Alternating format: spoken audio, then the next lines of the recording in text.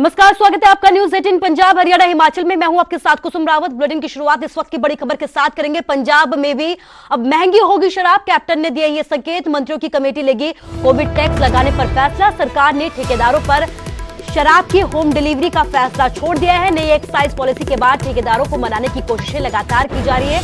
नुकसान की भरपाई के लिए भी 3 सदस्यीय कमेटी का गठन किया जाएगा। इसके साथ ही लॉकडाउन के दौरान नुकसान के हिसाब किताब के लिए कमेटी गठित की गई है। तो आपको बड़ी खबर बता रहे हैं कि पंजाब में भी महंगी हो सकती है शराब। कोविड टैक्स लगाने पर फैसला लिया जा सकता है। सरकार ने ठेकेदारों पर होम डिलीवरी का फैसला छोड़ दिया है। पंकज कपाही हमारे संवाददाता हमारे साथ लाइव जुड़ गए हैं। पंकज, पंजाब में पहले से ही शराब को लेकर घमासान मचा हुआ है। पहले से ही बहुत ज्यादा सिरदर्दी की खबरें जो है सामने आ चुकी है। कई जो मामले हैं वो सामने आए हैं। अब अगर देखा जाए तो कहा यह जा रहा है कि पंजाब में शराब महंगी होगी, तो क्या कुछ अपडेट इस पर?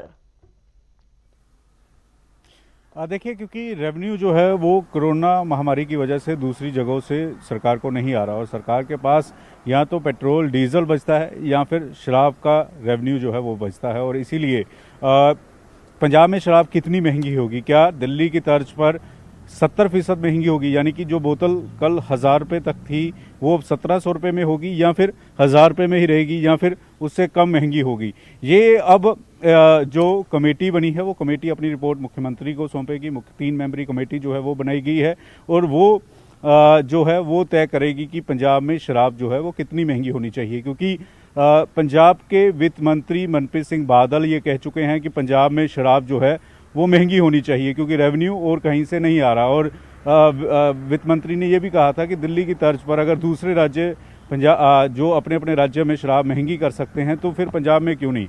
ऐसे में अब ये कमेटी जिसमें एजुकेशन मिनिस्टर हैं, जिसमें मनप्रीत सिंह बादल खुद हैं, वो तय करेगी। यानी कि मनप्रीत सिंह बादल तो पहले से ही चाहते हैं, शिक्षा मंत्री भी चाहते हैं कि पंजाब में शराब महंगी हो।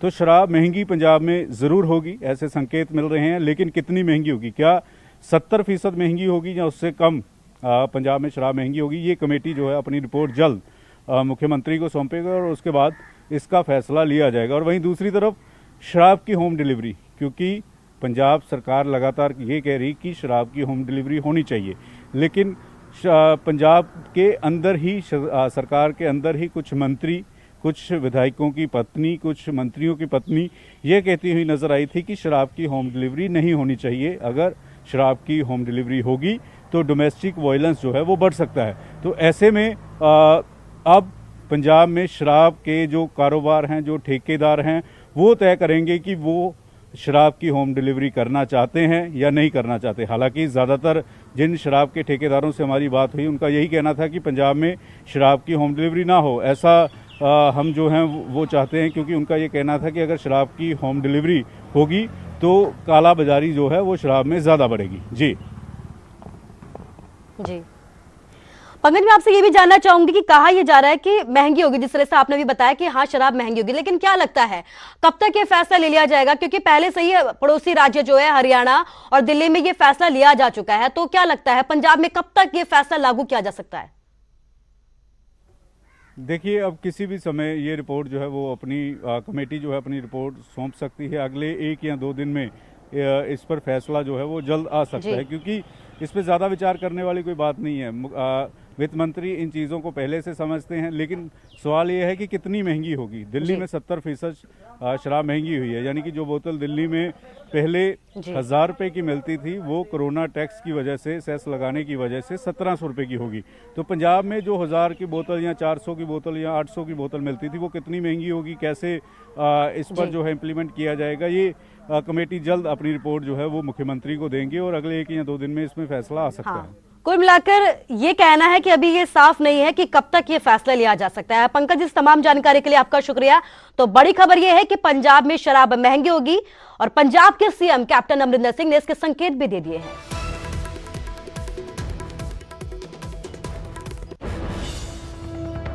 और एक और बड़ी खबर आपको बता रहे हैं, पंजाब में अब मंत्रियों के बीच सियासी घमासान छिड़ गया है। कांग्रेस विधायक जोगिंदर पाल का बड़ा बयान सामने आया है। कैबिनेट मंत्री तृप्त राजेंद्र बाजवा ने दी है मंत्री चिरंजीत चन्नी को धमकी। ये कहना है उनका, विधायक की तरफ से कहा गया है मंत्री चिरंजीत चन्नी को चुप रहने की धमकी दी गई है। चुप न रहने पर केस खुलवा देने की धमकी दी गई है। चन्नी ने मिलकर अपना दुखड़ा सुनाया है। जोगिंदर पाल मुख्य सचिव को बर्खास्त करना चाहिए, ये कहना है कांग्रेस विधायक का। तो एक के बाद एक नए सियासी घमासान मच रहे हैं पंजाब में और अब मंत्रियों के बीच सियासी घमासान छिड़ गया है। कांग्रेस विधायक जोगिंदर पाल का बड़ा बयान सामने आया है, जहां पर उन्होंने ये कहा है कि कैबिनेट मंत्री तृप्त राजेंद्र बाजवा ने मंत्री चरणजीत चन्नी को ये धमकी दी है, चुप रहने की धमकी दी है और अगर वो चुप नहीं रहेंगे तो केस खुलवा दिए जाएंगे। लेकिन बड़ा सवाल है कि आखिर ऐसे कौन से केस है जिन्हें खुलवाने की धमकी दी जा रही है।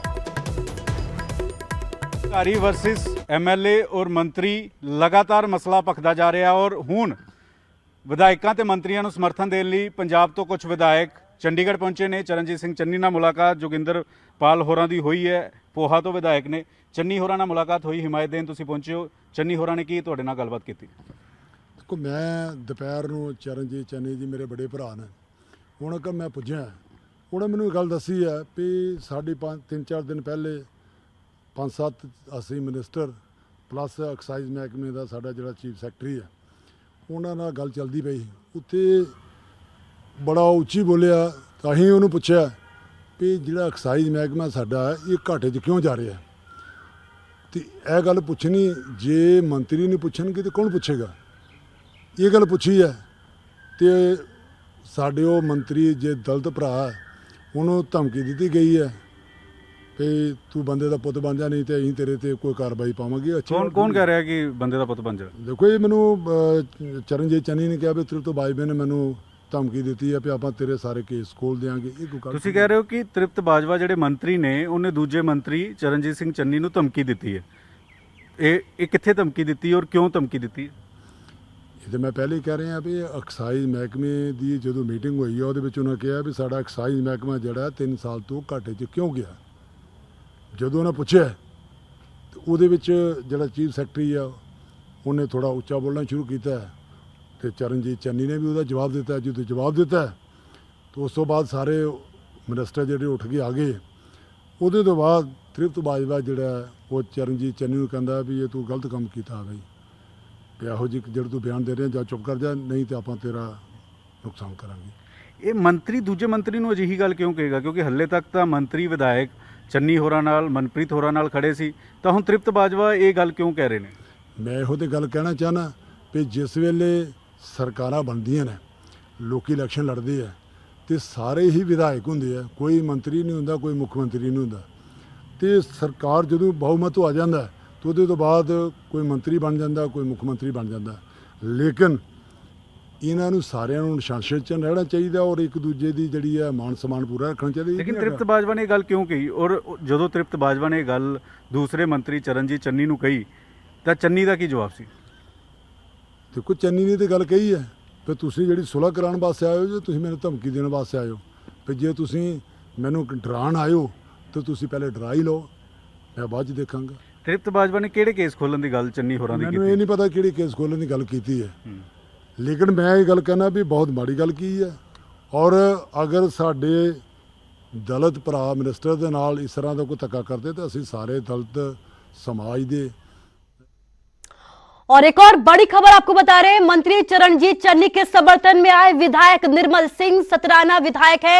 इन्होंने मंत्री तृप्त बाजवा को भी नसीहत दी है, चुप कराने की धमकी देना उन्हें शोभा नहीं देता है। दलित अमीर हो चाहे गरीब हो, हम सभी एकजुट है, ये निर्मल सिंह की तरफ से कहा गया है। पंजाब में अफसरशाही का बोलबाला है। इसके साथ ही निर्मल सिंह की तरफ से ये बात कही गई है, 600 करोड़ के नुकसान की भी जांच होनी चाहिए। गरीब और दलित का गला घोटा जा रहा है, ये कहना है निर्मल सिंह की तरफ से, जो अब मंत्री चरणजीत चन्नी के समर्थन में आए हैं। इसके साथ ही सतराना विधायक ने मंत्री तृप्त बाजवा को नसीहत दी है, चुप कराने की धमकी देना किसी भी तरह से एक मंत्री को शोभा नहीं देता है। दलित अमीर हो चाहे गरीब हो, सभी आज एकजुट है। पंजाब में अफसरशाही का बोलबाला है, 600 करोड़ के नुकसान की जांच भी होनी चाहिए। इसके साथ ही उनकी तरफ से ये भी कहा गया है कि गरीब और दलितों का आज गला घोटा जा रहा है। तो आप देख सकते हैं कि कैसे पहले एक्साइज पॉलिसी को लेकर और मुख्य सचिव को लेकर पंजाब में घमासान मचा हुआ था और अब मंत्रियों के बीच सियासी घमासान छिड़ गया है। आरोप प्रत्यारोप का दौर यहाँ पर लगातार जारी है। इसके साथ ही ये धमकी दी जा रही है कि अपना मुंह बंद रखे, नहीं तो जितने भी घोटाले हैं उनको खुलासा कर दिया जाएगा। और इस बीच चिरंजीत चन्नी के समर्थन में विधायक भी आ गए हैं। विधायक निर्मल सिंह ने ये तृप्त बाजवा को नसीहत दी है कि इस तरह से किसी को भी चुप कराने की धमकी देना एक मंत्री को किसी तरीके से शोभा नहीं देता है। ਵਜ਼ੀਰ ਨੂੰ ਇੱਕ ਦੂਏ ਜੋ ਛੋਟਾ ਨਹੀਂ ਸਮਝਣਾ ਚਾਹੀਦਾ। ਠੀਕ ਹੈ ਜੀ, ਉਹ ਬਰਾਬਰ ਦਾ ਵਜ਼ੀਰ ਹੈ। ਕਿਸੇ ਨੂੰ ਮੈਂ ਥ੍ਰੈਟ ਕਰਨਾ ਮੈਂ ਸਮਝਦਾ ਵੀ ਇਹ ਕੋਈ ਵਧੀਆ ਗੱਲ ਨਹੀਂ। ਤੇ ਇੱਜ਼ਤ ਮਾਣ ਦੇ ਨਾਲ ਪਿਆਰ ਨਾਲ ਇੱਕ ਦੂਏ ਤੋਂ ਕੰਮ ਲਓ, ਕੋਈ ਸਲਾਹ ਦਿਓ, ਕੋਈ ਸਲਾਹ ਲਓ। ਪਰ ਕਿਸੇ ਨੂੰ ਇਹ ਕਹਿਣਾ ਵੀ ਚੁੱਪ ਕਰਕੇ ਬੈਠ ਜਾ, ਨਹੀਂ ਚੁੱਪ ਕਰਾਉਣਾ ਜਾਣਦੇ ਆ, ਇਹ ਗੱਲ एक एडे सीनियर मंत्री, मैं समझदा भी तृप्त जी बहुत सीनियर मंत्री ने और बहुत सियाणे ने, उन्होंने इहो जी गल है जिहड़ी नहीं शोभा दिंदी। जो असीं गल कही सी वो गल्लां हुण सारियां सामने आ गईयां कि अफसरशाही भारू है, अफसरशाही सुणदी नहीं है, वो सारा गल्लां सामने आ गईयां। पर गल यह असीं गरीब आदमी आ, दलित लोग आ जी, असीं बोलदे आ ते सानूं गला घुट्टिया जाता भी तुसीं नहीं बोल सकते। जो तगड़ा बंदा है वो जो मर्जी बोली जाए उत्ते कोई एक्शन नहीं। और इस बीच एक और बड़ी खबर आपको बता रहे, रेलवे ने सामान्य पैसेंजर ट्रेनों की बुकिंग को रद्द कर दिया है। 30 जून तक सभी टिकटों को रद्द कर दिया गया है। सभी टिकटों पर दिया गया है रिफंड। आपको बता दें कि श्रमिकों के लिए स्पेशल ट्रेनों का परिचालन जारी रहेगा। तो बड़ी खबर आपको बता रहे, रेलवे ने सामान्य पैसेंजर ट्रेनों की बुकिंग को फिलहाल के लिए रद्द कर दिया है। 30 जून तक की सभी टिकटों को रेलवे की तरफ से रद्द कर दिया गया है। सभी टिकटों पर रिफंड दे दिया जाएगा, यानी कि किसी तरह का कोई नुकसान नहीं है। लेकिन बड़ी बात यह है कि बुकिंग को रद्द कर दिया है। सामान्य पैसेंजर ट्रेनों की बुकिंग को फिलहाल के लिए रद्द किया गया है। 30 जून तक की सभी टिकटों को रेलवे की तरफ से रद्द किया गया है। इसके साथ ही श्रमिकों के लिए स्पेशल ट्रेनों का परिचालन जारी रहेगा। तो बड़ी बात यह भी है कि श्रमिकों के लिए जो ट्रेनें चलाई जा रही है उनका परिचालन अभी लगातार जारी रहेगा। उनको उनके घरों तक पहुंचाने का कार्य लगातार जारी रहेगा। लेकिन इस बीच बड़ी बात यह भी है कि जो सामान्य पैसेंजर ट्रेनों की शुरुआत करने की बात कही जा रही थी, जो की गई है, उसकी बुकिंग को फिलहाल के लिए रद्द कर दिया गया है। फिलहाल रेलवे की तरफ से श्रमिकों को राहत देने की बात कही गई है। श्रमिकों के लिए स्पेशल ट्रेनों का परिचालन लगातार जारी रहेगा। उनको उनके घर पहुंचाने का काम, उनके गृह राज्य पहुंचाने का काम रेलवे की तरफ से लगातार जारी रहेगा। लेकिन सामान्य पैसेंजर ट्रेनों की बुकिंग को रद्द कर दिया गया है। 30 जून तक की सभी टिकटों को रद्द कर दिया गया है। सभी टिकटों पर रिफंड वापस करने की भी बात कही गई है।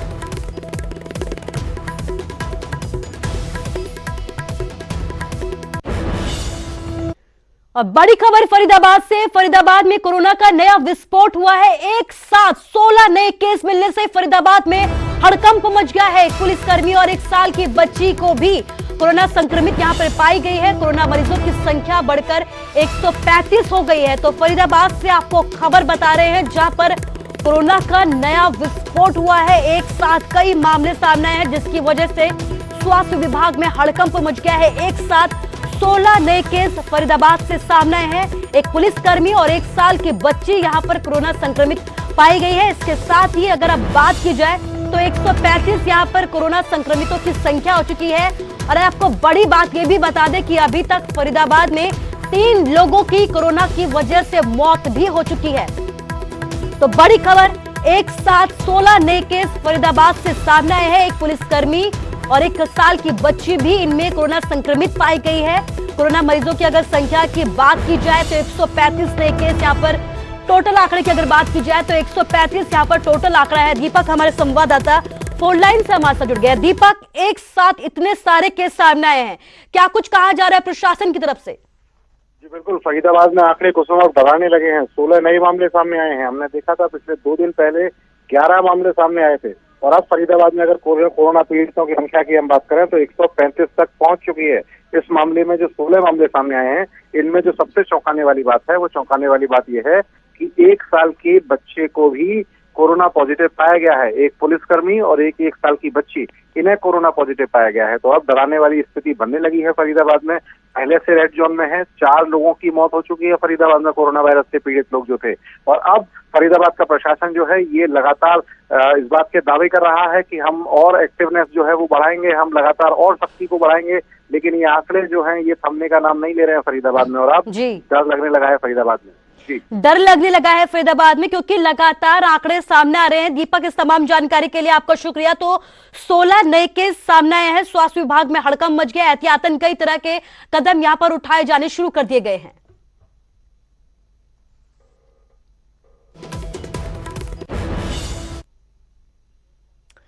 और समालखा शराब घोटाले में पूर्व विधायक को गिरफ्तार कर लिया गया है। पूर्व विधायक सतिंदर राणा को गिरफ्तार किया गया। चंडीगढ़ से उनकी गिरफ्तारी हुई। 28 अप्रैल को समालखा में दर्ज हुई थी एफआईआर। कलायत से लड़ा था जेजेपी के टिकट पर चुनाव।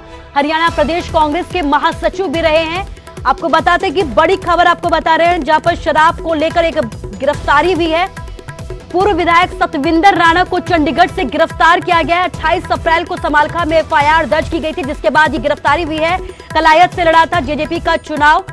मनोज कुमार हमारे संवाददाता फोनलाइन से हमारे साथ जुड़ गया। मनोज, क्या कुछ अपडेट, क्योंकि पिछले कई दिनों से शराब घोटाले और जो जितने भी अभी तक बात निकलकर सामने आई है, गृह मंत्री की तरफ से ये संकेत दिए जा रहे थे कि बड़ी कार्रवाई की जा सकती है और बड़े नाम भी इसमें निकलकर सामने आ सकते हैं, और अब पूर्व विधायक की गिरफ्तारी इसमें हुई है।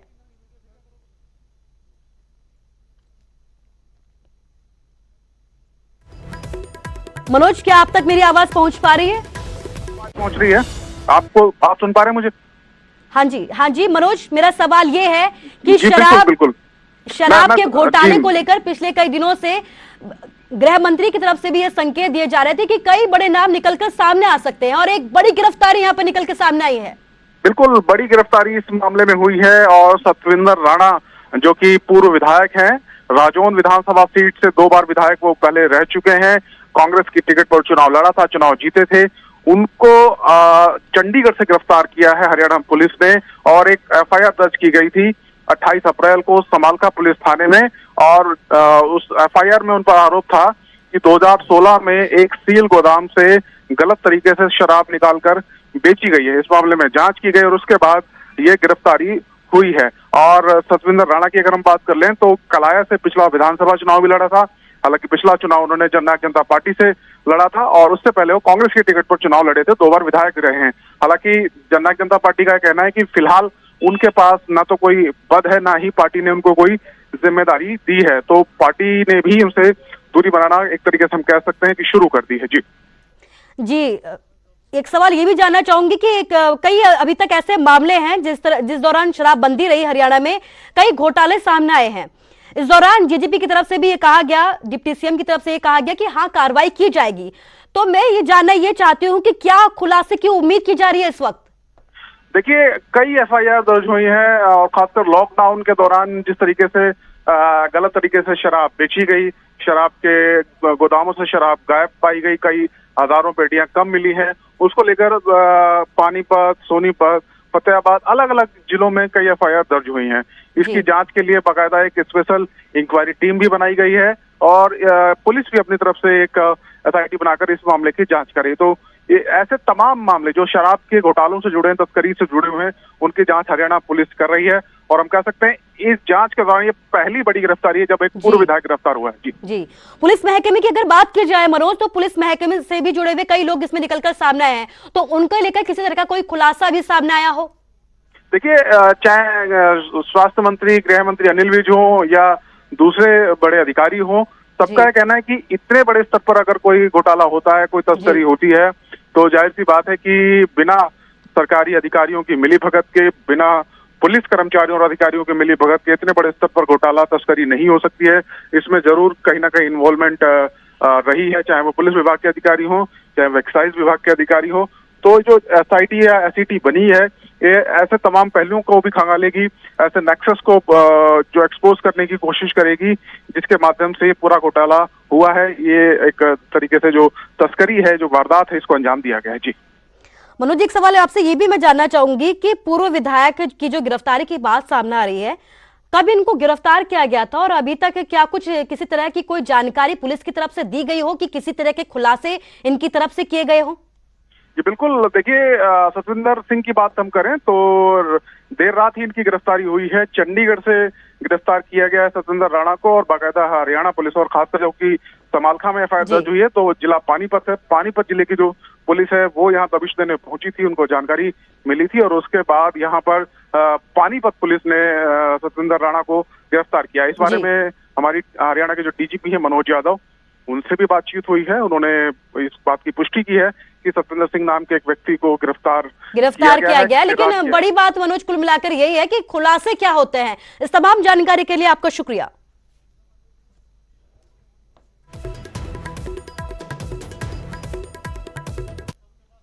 और एक और बड़ी खबर आपको बताते हैं, सऊदी अरब से कोरोना पॉजिटिव युवक ने गुहार लगाई है। वित्त राज्य मंत्री अनुराग ठाकुर के संसदीय क्षेत्र के युवक है, धर्मपुर का युवक बताया जा रहा है, जो सऊदी अरब में फंसा हुआ है, कोरोना संक्रमित पाया गया है।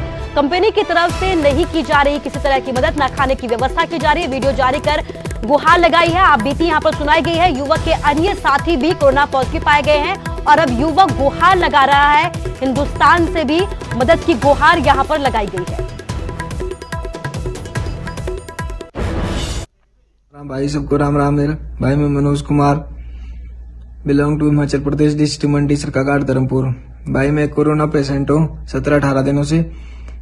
हर एक कंपनी रियाद में काम कर रहा हूँ 7-8 महीनों से रेस्टोरेंट में। तो भाई मेरी कंपनी मेरे को बोल रही है कि हम तेरी रिस्पॉन्सिबिलिटी नहीं लेते, और भाई मेरे को 2-3 दिन से खाना भी नहीं दे रहे हैं। जब से मेरे को यहाँ रूम में छोड़ा, अभी हॉस्पिटल से मेरे को डिस्चार्ज कर दिया है।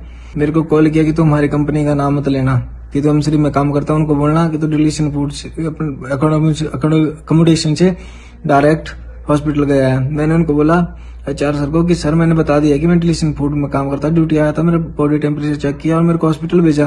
भाईजान मैं रूम में आ गया, मेरे को दवाई खानी थी, पानी नहीं है खाने के लिए, रोटी नहीं है, कुछ नहीं है। कंपनी वालों ने रात तक कुछ नहीं किया मेरे लिए। ठीक है, मैं ऐसे